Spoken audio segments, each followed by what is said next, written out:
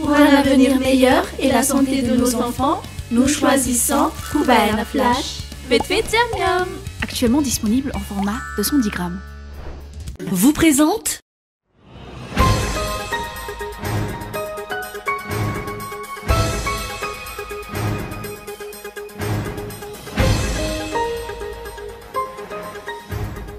Plus d'une dizaine de personnes dans la mer d'Atan Najif Arlalalamanatsu ont comparu cet après-midi devant le pôle anticorruption dans le cadre de l'affaire du prêt de 11 milliards de riyals accordé par la CNAPS à la SMGD. Le procès de Mamada Fatoumanga pour lui a été reporté au 20 novembre en raison de problèmes de santé suite à une intervention chirurgicale, tandis qu'il reste placé sous surveillance médicale et policière.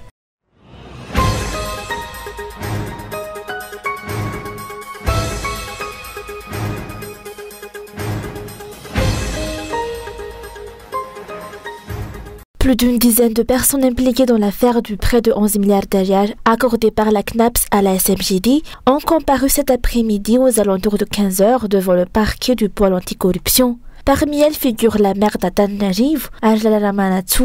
Ont également comparu au PAC Claudia Andia Titwain, épouse de Nanandje Titwain, ancien maire d'Atan Najif, Mamra Koutjaibe, ancien directeur général de la CNAPS, Thierry Andjé Mananouni, directeur général de la SMGD, Béatrice Chanching, présidente du groupement des entreprises franches et partenaires, ainsi que plusieurs membres du conseil d'administration de la CNAPS.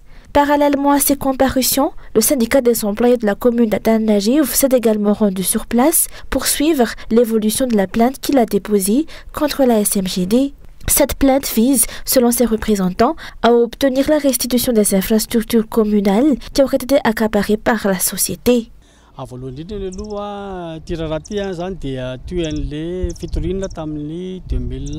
Cette affaire découle de notre plainte déposée en 2022 pour demander la dissolution de la SMGD. Nous avons saisi à la fois le tribunal administratif et le Bianco. À présent, le dossier est arrivé au PAC. Nous avons été surpris avant-hier d'apprendre que la maire de la capitale est impliquée. Nous demandons que la gestion de nos infrastructures nous soit restituée. Ce n'est pas à la commune d'assumer les dettes contractées auprès de la CNAPS.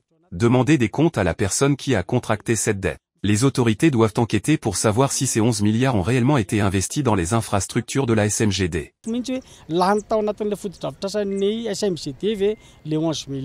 Pour rappel, avant cette comparution devant le PAC, Arlalalamanatsu avait été entendu hier par le Bianco. L'ancien directeur général de la CNAPS, Mamra Koutjaibe, et le DG de la SMGD, Thierry Andjé Mananouni, ont été placés en garde à vue au Bianco depuis hier soir. L'enquête porte sur une gestion financière opaque liée au prêt de 11 milliards de riyals consentis par la CNAPS à la SMGD. Une affaire déjà largement relayée durant nos précédentes éditions.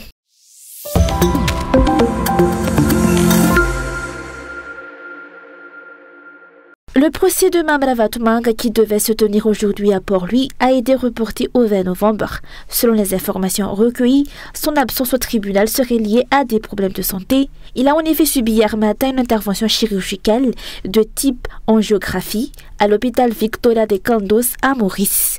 D'après les informations publiées par l'Express de Maurice, Mamada Fatoumanga est actuellement placé sous surveillance médicale et policière, son traitement pouvant s'étendre sur une longue période. Par ailleurs, Yunaid Haroun Fakim, ancien responsable auprès de la Financial Crimes Commission et également impliqué dans l'affaire, a été libéré sous caution de 500 000 roupies mauriciennes, soit environ 49,1 millions de riyals, par le tribunal de Rose Hill, malgré son état de santé fragile. Le fait que toutes les personnes mises en cause dans cette affaire soient aujourd'hui déclarées malades suscite de nombreuses interrogations parmi les observateurs. Concernant la suite de l'enquête, le directeur par intérim actuel de la FCC est lui aussi cité dans le dossier en raison de soupçons de corruption et d'abus d'influence. La FCC poursuit ainsi ses investigations. Pour rappel, Mamada Fatoumanga est poursuivie à Maurice dans une affaire de blanchiment d'argent liée notamment au groupe Sodiat. L'évolution du dossier reste attendue, tout comme la tenue effective de l'audience du 20 novembre qui pourrait à nouveau être reportée.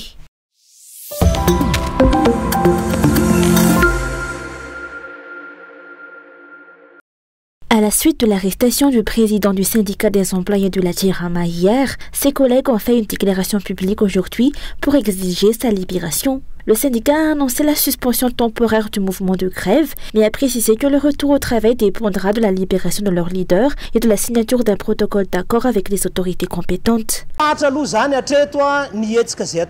Nos mouvements sont suspendus parce que le président et le ministère nous ont appelés au dialogue. Nous sommes prêts à discuter, mais à condition que notre leader soit libéré.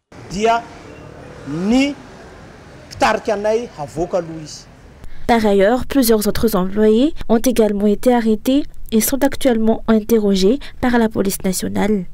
Selon la Jirama, ces personnes sont soupçonnées d'avoir commis des excès et des violations de la loi, notamment d'incitation à la révolte et de destruction de biens publics, tels que des câbles de distribution électrique. La direction générale de la Jirama a réaffirmé qu'elle ne tolérera aucun acte susceptible de freiner le processus de redressement de l'entreprise, surtout ceux mettant les consommateurs en difficulté.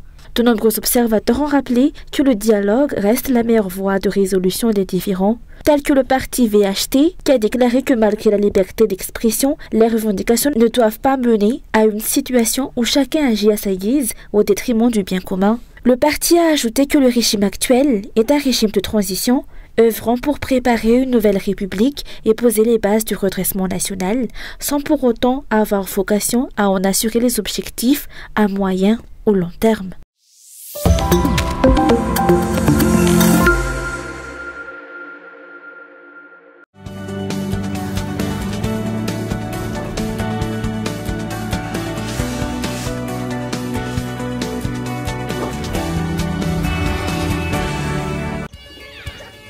Faites attention les enfants.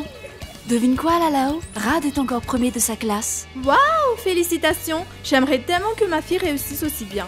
Quel est ton secret? Depuis ces 6 mois, je lui donne Kubaena Flash. C'est fortifié avec 25 vitamines et minéraux. Je veux qu'il réussisse et ça commence par une bonne alimentation. Et c'est pour ta fille. Et tu verras la différence.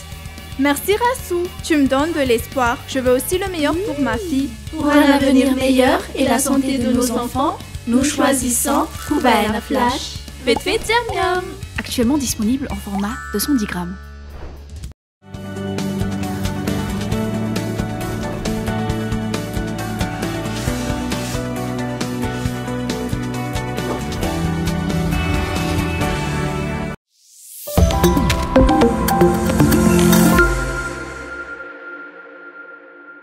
Face aux différentes formes d'escroquerie et d'usurpation du nom du parti à des fins personnelles, le parti Malagas Miaramiang a déclaré aujourd'hui que seul le bureau politique est habilité à s'exprimer en son nom. De nombreuses personnes utiliseraient actuellement l'appellation Malagas Miaramiang pour en tirer des avantages individuels. Face à cette situation, le bureau politique a tenu à rappeler les structures et le mode de fonctionnement du parti. Face à l'évolution de la vie politique, nous, Parti Malagas Miaramiang, dirigé par Adjondjenen Arvelo, informons le public qu'aucun de nos membres n'est autorisé à parler au nom du parti sans l'accord du bureau politique. Les membres qui violent ce principe assumeront pleinement la responsabilité de leurs propos tenus en leur nom propre.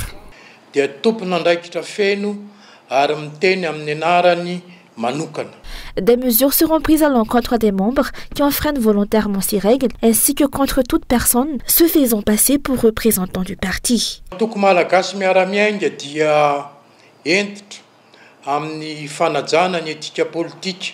Le parti Malagas Miaramiang applique avec rigueur le respect de l'éthique politique.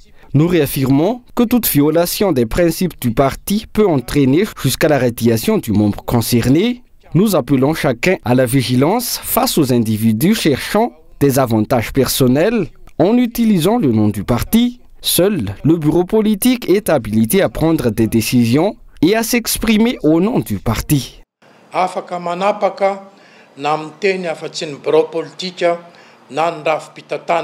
Malagas Miaramiang a également réitéré ce jour son engagement à soutenir le pouvoir en place dans le respect de la loi et de l'intérêt national.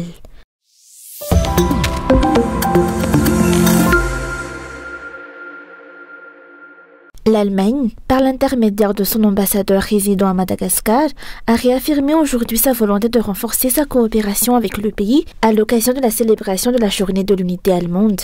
Le volume global de la coopération entre Madagascar et l'Allemagne s'élève actuellement à environ 470 millions d'euros, a déclaré l'ambassadeur d'Allemagne lors de la cérémonie. Les secteurs prioritaires de cette collaboration concernent la protection de l'environnement, la promotion de la production et de la sécurité alimentaire, les énergies renouvelables ainsi que la bonne gouvernance. L'ambassadeur a également indiqué que l'Allemagne figure parmi les pays importateurs de produits malgaches, ajoutant qu'il existe un fort potentiel d'expansion si les normes et exigences internationales sont pleinement respectées. Je crois le potentiel pour une coopération économique et des échanges commerciaux est énorme. Bon, mais là, je crois qu'on pourrait être ici. Pour ça, il faut s'adresser aussi à des défis comme le climat d'affaires, la sécurité des investissements, l'état de droit, les procédures, les douanes, les procédures douanières. Tout ça sont des éléments très pratiques qui pourraient faire en sorte qu'il y ait plus d'investissements, ici à Madagascar, plus des échanges commerciaux. Lors de cette célébration, la ministre malgache des Affaires étrangères, Christine Razana Mahasou, a réitéré son appel à la solidarité internationale en faveur de la levée des sanctions imposées par l'Union africaine. Elle a tenu à préciser qu'il n'y a pas eu de coup d'État à Madagascar, mais un sauvetage de la nation et du peuple. Je vous demande et je sollicite votre soutien, Excellence, Mesdames et Messieurs les représentants diplomatiques ici à Madagascar, de nous soutenir, de nous aider pour la levée de cette suspension. Puisque si cette suspension existe et toujours là, comment pourrions-nous organiser sereinement les priorités que la République de la refondation a fixées pour le processus de retour à la normalité. Dans son discours, l'ambassadeur a rappelé que la révolution pacifique de 1989 en Allemagne illustre qu'un changement est toujours possible. Lorsque le peuple s'unit, lorsque les citoyens participent et parlent d'une seule voix, il est possible de surmonter les défis, a-t-il déclaré, avant de réaffirmer que l'Allemagne continuera de soutenir Madagascar sur la voie du développement.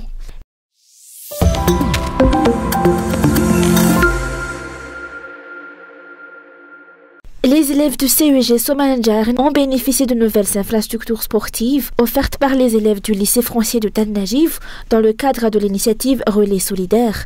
Ce projet vise à permettre aux élèves des écoles publiques de profiter d'installations dignes et adaptées. Selon les responsables, cette action illustre la solidarité entre élèves, chacun contribuant à soutenir ses camarades. Nous avons donc mené le projet Relais Solidaire.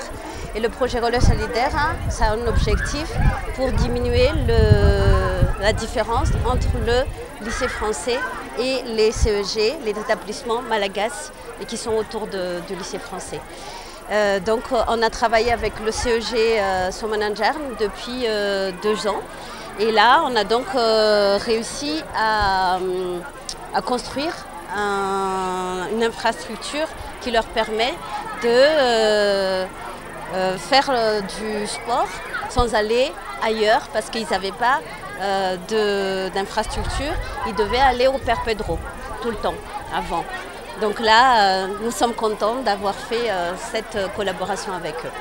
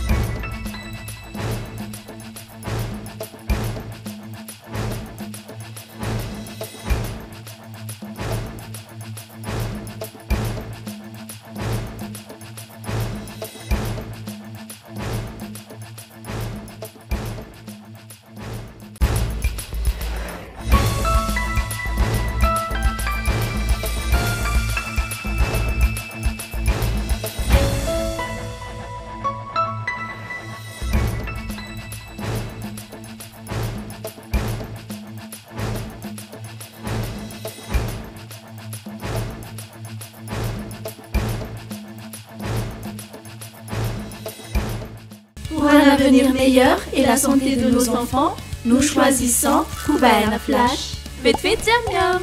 Actuellement disponible en format 210 grammes. Vous a présenté